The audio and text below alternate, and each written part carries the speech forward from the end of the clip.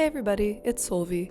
Today we are going to be drawing Denji and Asa from Chainsaw Man. I apologize about the gap between this and my last video. I got sick and actually ended up completely losing my voice, which has never happened to me before. My throat is still a little bit raw, but I can talk again, so here's another video for you guys.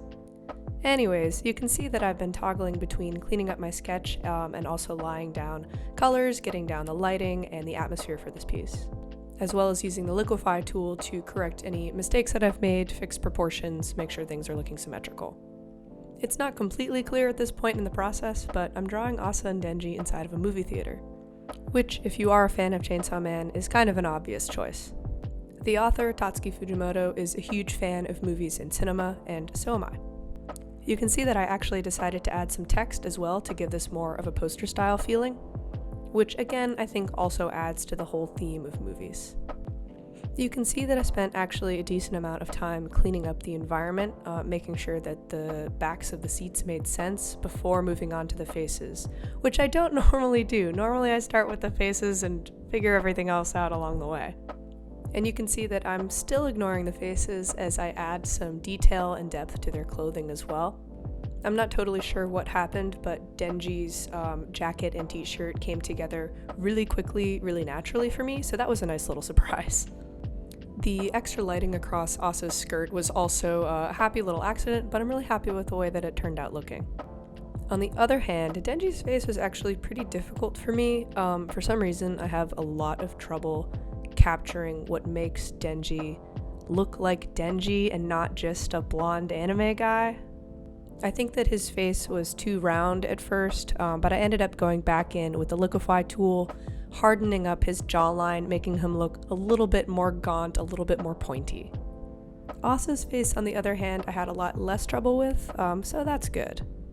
During the sketch phase, I ended up adding just a hint of blue light on the outsides of both of their faces, and I think that helped give this drawing a bit more of a creepy, eerie feel. That and the fact that they're completely alone in the movie theater. But again, I thought that was appropriate for Chainsaw Man. You can see that I'm going back in and adding some more of that paintbrush texture on a multiply layer. I think that this made the face feel a little bit less perfectly symmetrical, and it also added to, again, that sort of gritty atmosphere that I'm going for.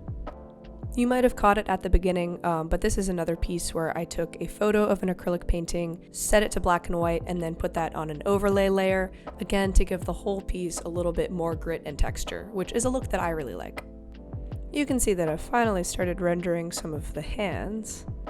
I wasn't sure if I was going to be able to pull off drawing Asa's hand in the position that I sketched it in, but I took a reference photo of my own hand, and I actually think that it ended up turning out pretty well. The hands in the middle, on the other hand, I had no trouble with. This is one of my favorite positions to draw hands in, especially from the backside. Hands are something that, even though I end up putting them off to the end every time, I genuinely do really enjoy drawing. I'm using the symmetry tool to clean up the movie theater seats in the background of the piece, and I'm cleaning up the seats at the very bottom of the piece, as well as the seats right next to Asa and Denji. I waited until the very end to draw the arms of the chairs next to them. I think I just forgot about them, honestly, and then remembered at the very last minute that I had to do that, so there those are. And then just a couple last minute little adjustments, bumping up the contrast and the saturation, and it's done. Thanks so much for watching this video. I hope you all enjoyed it, and stay tuned to see more.